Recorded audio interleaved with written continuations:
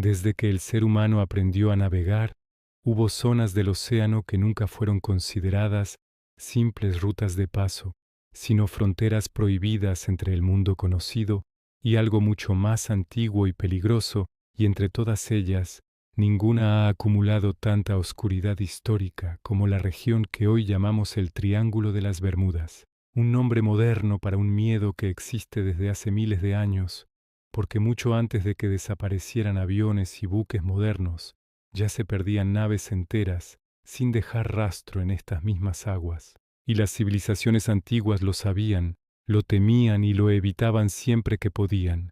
Los egipcios hablaban del extremo occidental del mundo como el lugar donde el sol moría, y las almas se perdían en un océano sin retorno, un mar que no obedecía a los hombres ni a los dioses conocidos, y no es casualidad que situaran allí el umbral hacia el más allá. Los fenicios, navegantes expertos que cartografiaron medio mundo antiguo, guardaron durante siglos el secreto de ciertas rutas atlánticas, porque sabían que más allá de un punto concreto, el mar cambiaba de comportamiento, las corrientes atrapaban a los barcos, los vientos desaparecían y las embarcaciones quedaban a la deriva durante días hasta que la tripulación enloquecía o moría. Muchos de esos relatos coinciden con lo que hoy conocemos como el Mar de los Sargazos, una región inmensa cubierta de algas flotantes situada en pleno corazón del Triángulo de las Bermudas, un lugar donde el océano parece detenido, silencioso, casi muerto, pero donde innumerables barcos antiguos quedaron atrapados sin posibilidad de escapar. Los griegos heredaron estas historias y las transformaron en mito, situando más allá de las columnas de Hércules un océano caótico donde existió Atlántida, una civilización avanzada que fue castigada por los dioses y engullida por el mar en una sola noche.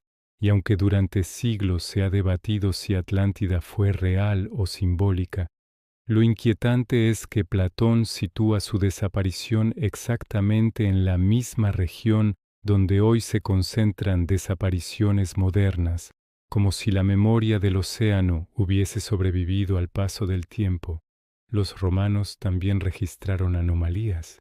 Plinio el Viejo describió mares inmóviles donde las naves quedaban atrapadas sin viento ni estrellas claras para orientarse, zonas donde la brújula, cuando empezó a usarse, fallaba de forma inexplicable, y estos fallos de orientación son uno de los elementos que siglos después se repetirán una y otra vez en los informes sobre barcos y aviones perdidos en el Triángulo de las Bermudas. Durante la Edad Media el miedo se hizo aún más explícito.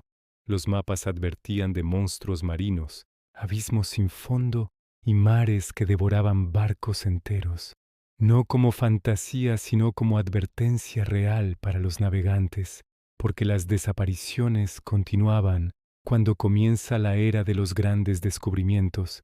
Lejos de disiparse el misterio se multiplica. Cristóbal Colón dejó escrito que en estas aguas la brújula no marcaba el norte verdadero, que luces extrañas aparecían en el horizonte y que la tripulación sentía una inquietud constante e imposible de explicar.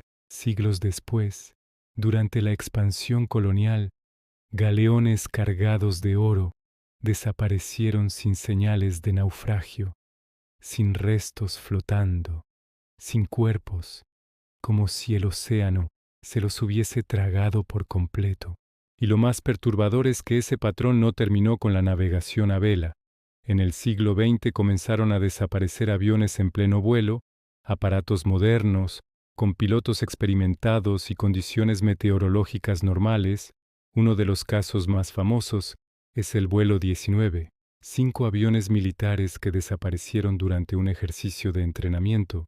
Los pilotos informaron por radio que sus brújulas no funcionaban, que el mar no tenía el aspecto habitual y que no sabían dónde estaban.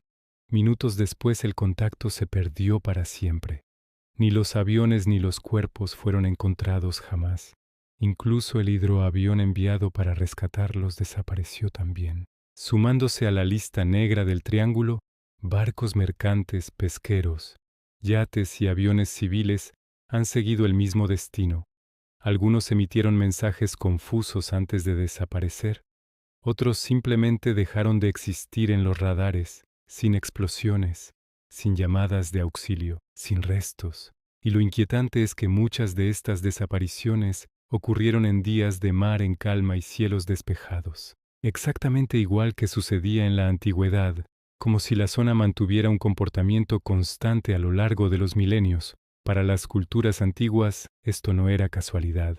Creían que ciertos lugares del mundo eran puntos débiles de la realidad, zonas donde el orden natural se rompía, donde los dioses, los espíritus o fuerzas más antiguas intervenían. Los pueblos indígenas del Caribe hablaban de aguas malditas, donde los hombres eran arrastrados al mundo de los muertos. Los europeos medievales hablaban de mares encantados. Los antiguos hablaban de castigos divinos. Hoy hablamos de anomalías magnéticas, fallos electrónicos y corrientes traicioneras. Pero el resultado es el mismo: personas que entran y no regresan. El Triángulo de las Bermudas no es solo un misterio moderno ni una invención sensacionalista. Es la continuación de un relato que comenzó cuando el ser humano miró al océano con miedo y respeto. Porque quizá el mayor terror no es que haya una explicación, sino que este lugar siempre ha sido así. Siempre ha reclamado barcos, siempre ha confundido a los navegantes, siempre ha borrado rastros y tal vez, como pensaban los antiguos, no todo el mundo está destinado a regresar cuando cruza ciertos límites del mar, porque hay fronteras que no están marcadas en los mapas, pero que existen desde el origen mismo de la historia.